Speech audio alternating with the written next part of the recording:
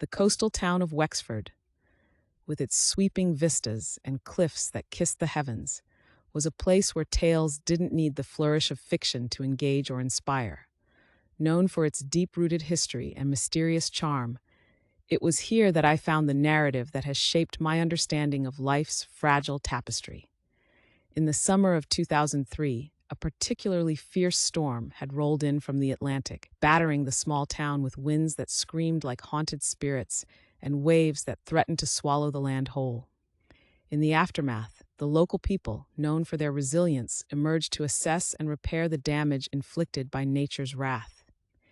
It was then that I met Aileen, a 76-year-old widow with eyes as sharp as a hawk's, yet filled with the softness of the sea foam. Her small, weather-beaten cottage by the shoreline had withstood many such storms, and yet it stood defiantly, its blue paint faded but unbowed. Proudly, she told me how the cottage had been in her family for generations, and each assault by the natural world was met with the same resilient spirit. Aileen invited me in, and over cups of steaming tea she spoke of her late husband, Michael, who had been a fisherman like his forefathers. He was a man woven from the very fabric of Wexford, brave and unyielding. The ocean took as much as it gave, she said, her voice a soft lilt that mingled with the whistling winds outside.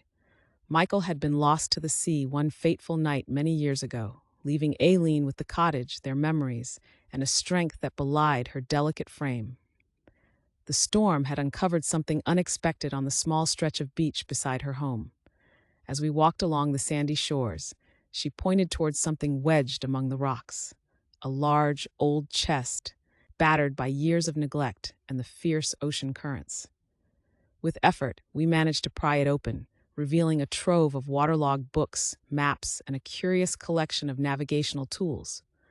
Among them was a journal, bound in leather that had turned almost as tough as stone from the salt and water.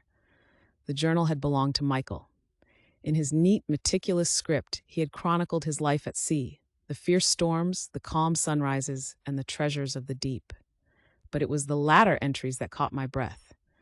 Michael had written of his impending sense of doom as he felt his age and a lifetime of battling the ocean weigh on him. He wrote of his love for Aileen and his hope that he had done enough to keep her safe and happy.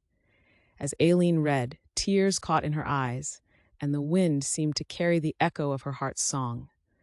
"He loved the sea, but he loved me more," she whispered, clutching the journal to her chest. The discovery seemed to bring her a solace that had been missing since the sea claimed him, a message from beyond that Michael was still watching over her. Returning to her cottage, I understood that the true essence of Wexford wasn't just in its scenic beauty or its tempestuous weather. It was in the stories of its people, the memories encapsulated in the walls of its structures, and the spirits echoed in the whispering winds. Aileen, like her cottage, remained an integral part of the fabric of Wexford, a beacon of strength and love, shaped profoundly by the joys and tragedies bestowed by the sea. As I departed, the cliffs of Wexford seemed to stand a little taller, bolstered by the unyielding spirit of its inhabitants, and the winds carried whispers of Michael, a testament to the everlasting bonds that not even nature can sever.